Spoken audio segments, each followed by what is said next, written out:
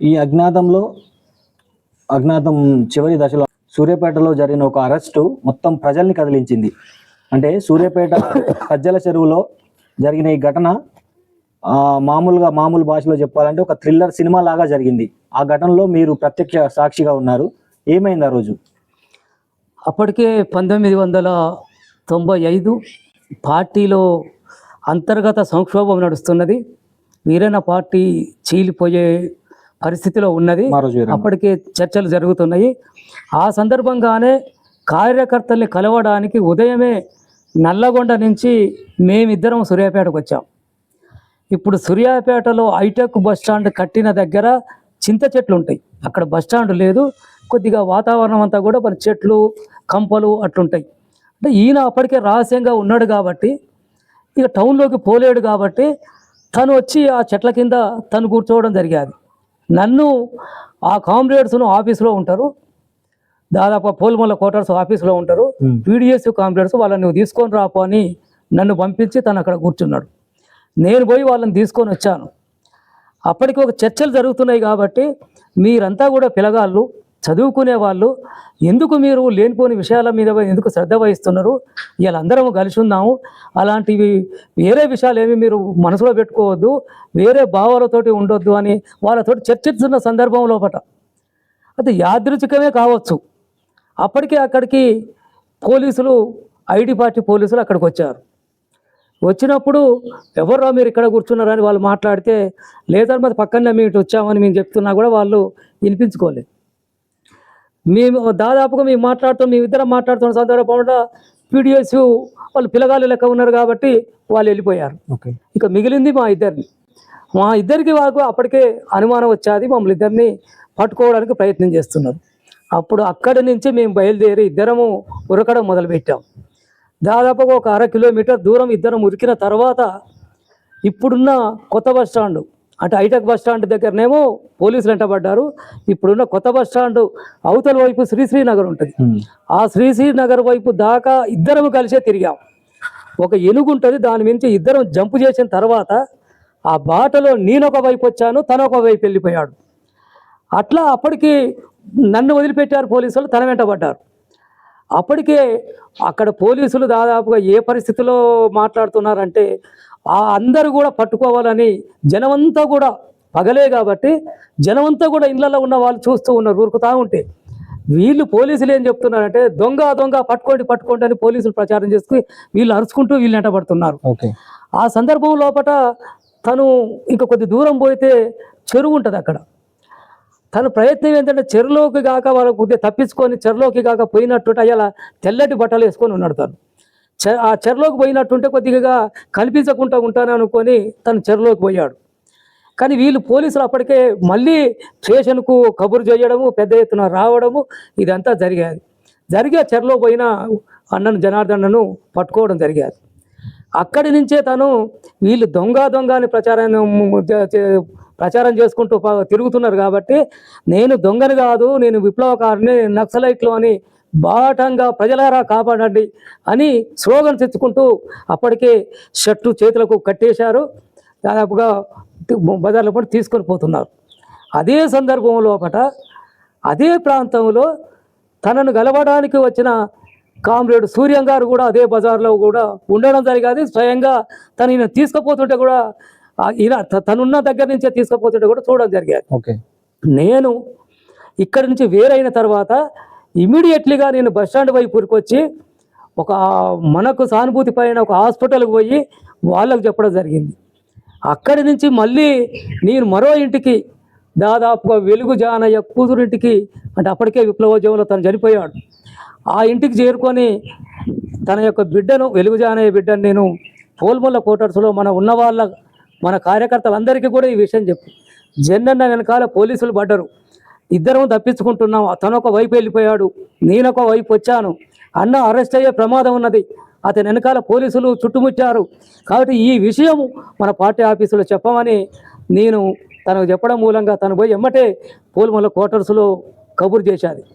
ఆ సందర్భంగానే పోల్మల్ల క్వార్టర్స్లో ఉన్న మన కామ్రేడ్స్ కూడా అక్రమ అరెస్టును ఖండించండి, జనార్దన్ను విడుదల చేయాలనుకున్న స్లోగన్ తెచ్చుకుంటా కూడా రోడ్డు వైపు పట్టపగలే 2-3 దాదాపుగా స్లోగన్స్ తెచ్చుకుంటూ పోయారు. పోలీసులు వాళ్ళని అరెస్ట్ చేశారు. ఓకే.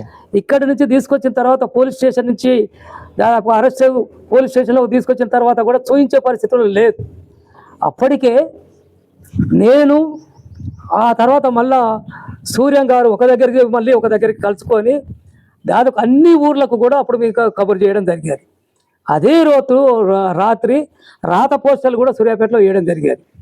అట్లా తెల్లారేసరికి జనం విపరీతంగా రావడమే కాకుండా అదే రోజు రాత్రి అక్కడ మన పార్టీ అడ్వకేట్ కూడా గోపినాథ్ గారు అని ఉండే అప్పుడు అతని ఆధ్వర్యంలో 24 మంది అప్పటికే పోలీస్ స్టేషన్కు లాయర్లంతా కూడా పోలీస్ స్టేషన్ పోవడం జరిగేది. వాళ్ళు పోతే కూడా వాళ్ళకు చూయించే పరిస్థితులు లేకుండా ఇబ్బంది పెడుతుంటే లాయర్ వచ్చినా కూడా మీరు ఎందుకు చూయించారన్న తర్వాత వాళ్ళకు చూయించడం జరిగేది. ఆ రాత్రి చాలా దాదాపుగా తెలిసిన విషయం ప్రకారంగానైతే ఇతడు చాలా డేంజరస్ ఫెలో. ఇప్పటికే 14 సంవత్సరాలు రహస్య జీవితం గడుపుతున్నారు. అనేక ఘటనలు ఇతర ఆధ్వర్యంలో జరిగినాయి కాబట్టి ఇతని ఎన్కౌంటర్ చేయాలి అనేది ఒక దాదాపుగా వాళ్ళు మాట్లాడుకున్న విషయం కూడా తర్వాత తెలిసారు. ఆ సందర్భంగానే అప్పటికప్పుడు అనుకోకుండానే కొద్ది ఆదర్శ భావాలతో ఉన్న లెఫ్ట్ భావాలతో ఇలా కలెక్టర్ కూడా ఉండే. అట్లా తనను కూడా ఒక రిప్రజెంటేషన్ చేయడం మూలంగా అట్నుంచి ఇట్నుంచి జనం ఒత్తిడి, లాయర్లు ఇదంతా జరిగిన సందర్భం లోపల ఉదయం వరకే వేలాది మంది సూర్యాపేట చుట్టుముట్టారు. అక్కడి నుంచి డిఎస్పీ వాహనం వస్తుంటే కూడా దాన్ని కూడా అడ్డుకున్నారు. పోలీస్ స్టేషన్ మీదకే జనం పోయేటట్టు తయారైన తర్వాత తప్పనిసరి పరిస్థితిలో అతన్ని చూయించడం జరిగేది. ఆ సందర్భంగానే నన్ను కూడా అప్పటికి తప్పించుకొని పోయినాడు, ఎక్కడికి పోయి ఉండవు, అతన్ని పట్టుకోవాలి, అతడు కూడా అతన్ని పట్టుకోవాలని పెద్ద ఎత్తున మా సొంతూరు మీద ఆ తర్వాత తెలిసిన వాళ్ళకు కూడా అసలు ఎవరు అనేది అప్పటిదాకా పోలీసులకు ఎవరికి కూడా తెలియదు. నేనెవరు, ఎక్కడ ఉంటున్నా, నేను ఏం చేస్తున్నా, నా పని ఏంది అనేది కూడా ఎవరికి తెలియదు. అంటే నేను 1994లో బయటికి వెళ్తే దాదాపు ఇది ఒక సంవత్సరం దాకా కూడా నేను ఏడున్నది ఏం చేసేది కూడా ఎవరో తెలియదు. కాబట్టి ఆయన ఒక ప్రశ్న తలెత్తుండే వాళ్ళు ప్రచారం చేస్తారు, ఎవరో ఉన్నారు ఏమంటే ఉన్నారు అనుకోండి. అట్లా ఆ రోజు వరకు అయితే తన తెల్లారి వరకు అరెస్టును చూయించారు. అట్లా తన జీవితకాలం తన యొక్క సంవత్సర కాలం కూడా అరెస్ట్లో సూర్యాపేట నుంచి ఇటు చెంచల్గూడ పంపించారు హైదరాబాద్కు, చెంచల్గూడ నుంచి మళ్ళీ ముషీరాబాద్కు పంపించారు. అట్లా ఇక్కడ లోపల ఉన్నప్పుడు కూడా జైల్లో ఉన్నప్పుడు కూడా నేను ప్రతి నెలకు ఒకసారి పోయేవాడిని. పోయినప్పుడు కూడా మన ఊర్లు ఎట్లున్నాయి, మన కామ్రేడ్స్ ఎట్లున్నారు, భయపడొద్దని చెప్పు అని నిక్కచ్చిగా చెప్పేవాడు. నేను ఆడిపోను, ఎన్ని రోజులైనా కూడా బెయిల్ మీద నేను వస్తా, ఏ ఒక్కరు కూడా భయపడాల్సిన అవసరం లేదని అక్కడ ఉండి కూడా గ్రామాలకు భరోసా కల్పించాడు. అట్లా నీ విషయం చెప్పు, ఫలానా ఊర్లో ఫలానా మన నాయకునికి ఈ విషయం నేను అడిగినట్టు నేను ఇట్లా చెప్పినట్టు చెప్పు, ఎక్కడికి పోదు ఆడికి పోదు ఏమీ కాదు, చీలికలు అనేది తాత్కాలికమే ఉంటుంది తప్ప కానీ ఉద్యమం అంతా ఒకే వైపు ఉంటుంది, నేను వస్తా మళ్ళా అందరం కలుద్దాం, ఐక్యంగా ఉందాం, ఎవరు బాధపడొద్దు ఇబ్బంది పడొద్దని జైలు నుంచి కూడా అనేక గ్రామాల వాళ్ళకు కూడా కబురు చేయడం జరిగేది. ఎవరు తను చూడడానికి పోయినా కూడా అందరికీ కూడా ఇదే భరోసా కల్పించేవాడు. దాదాపు అప్పటికే నాకు ఆ కుటుంబంతో బాగా పరిచయం ఉన్నది కాబట్టి తన జీవిత సహచరైన కలక్కను కానీ తన కూతురైన సృజన, బాబు విజయ్ వీళ్ళని కూడా నేను చాలా సందర్భాల్లో జైలుకు తీసుకుపోయేవాడిని, చూయించేవాడిని. మళ్ళీ వచ్చేవాళ్ళు పాప వాళ్ళకు చిన్నతనం నుంచి కూడా వాళ్ళ అమ్మ తోటి అటాచ్మెంట్ తప్ప కానీ వాళ్ళ నాన్నతోటి అటాచ్మెంట్ లేదు. రహస్యంగా ఉన్నారు కాబట్టి ఇంటికి పోయే పరిస్థితి లేదు. దాదాపు ఇంటికాడ అప్పటికే దాదాపు శత్రువులు దాడి చేసి చుట్టూతల గుడిసె వాళ్ళది. ఆ తర్వాత ఆ గుడిసెను కూలగొట్టారు. ఆ తర్వాత రేకులు వేసుకొని చిన్న రేకులు వేసుకొని రూమ్ మందం రేకులు వేసుకుని ఉంటే మళ్ళీ దాడి చేసి ఆ రేకులను కూడా నరికేశారు. ఇల్లు కూడా లేని పరిస్థితిలో ఉండే. అందుకని మేము ఎక్కడ బ్రతకాలి, యాడు ఉండాలంటే ఆ రోజు రహస్యంగా ఉన్నప్పుడు కూడా ఎన్నడూ కూడా తన కుటుంబం గురించి కానీ తన గురించి కానీ తన జీవిత సహచరి గురించి కానీ అడిగేవాడు కాదు, మాట్లాడేవాడు. ఎట్లాగైనా ఉంటారు, వాళ్ళ అమ్మమ్మ దగ్గరనే ఉంటారు, యానన్నా ఉండని కానీ అని నిత్యం ప్రజల్ని అంటిపెట్టుకొని వచ్చాడు. ఇళ్ళ మీద దాడి జరిగి మొత్తం ఇల్లంతా ధ్వంసమైన తర్వాతనే అప్పుడు పార్టీ ఆలోచించి మళ్ళీ వాళ్ళను బయటికి తీసుకురావడం జరిగింది. ఒక్కొక్క ఊరు తిప్పుకుంటూ అక్కడ ఒక దగ్గర ఉంచడం జరిగేది. అట్లా చిన్నతనం నుంచి కూడా కామ్రేడ్ జన్నన్నతోటి ఆ ఇద్దరు పిల్లలకు కూడా అటాచ్మెంట్ చాలా తక్కువగా ఉండేది.